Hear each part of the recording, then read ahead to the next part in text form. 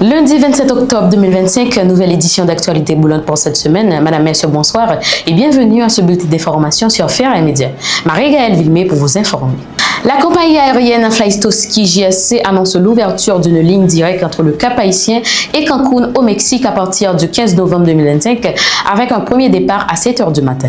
Ce service est destiné aux ressortissants haïtiens disposant d'un visa mexicain valide ou d'une carte de résidence afin de faciliter leurs déplacements internationaux sans escale ni complications administratives. Cette initiative vient compléter l'offre existante jusqu'à là, assurée principalement par Sunrise Airways et vise à améliorer la connectivité aérienne d'Haïti tout en répondant aux difficultés rencontrées par les voyageurs. Le musicien haïtien Dener Seid a été condamné par le tribunal fédéral de New York pour violation de marque commerciale. Il devra verser $1 million à Zafem World Entertainment, propriété de Wiz et Marie-Joseph, détenteurs légaux du nom Zafem.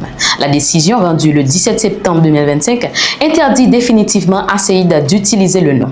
Le juge Brian Cogan a retenu la violation de la loi Landman, mais a rendu les dommages réclamés faute de preuves suffisantes. Le conseiller présidentiel Leslie Voltaire, accompagné de l'ambassadrice de Colombie Vilma Rosio Velasquez Uribe et du directeur du FAS, Serge Gabriel Collin, a visité ce lundi 27 octobre 2025 le camp Colombie à Bordeaux. Dans le cadre de la coopération entre Haïti et la Colombie, ils ont distribué des kits alimentaires et sanitaires aux déplacés. M. Voltaire a exprimé la solidarité du Conseil présidentiel de transition et promet de travailler au retour des familles chez elles. Le secrétariat général de la présidence annonce que l'heure nationale sera reculée d'une heure dans la nuit du samedi 1er au dimanche 2 novembre 2025.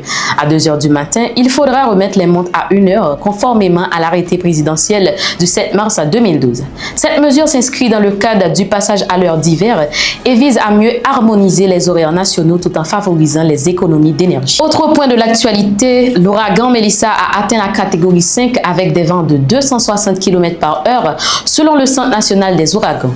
Il représente une menace majeure pour la Jamaïque, Haïti et la République dominicaine. Des vents destructeurs, des pluies torrentielles et des inondations sont attendus dès ce lundi en Jamaïque. En Haïti, des crues soudaines et glissements de terrain sont redoutés, notamment dans le sud de Nip et la Grande-Anse selon l'unité hydrométéorologique. Les autorités appellent la population à rester vigilante et à suivre les consignes officielles.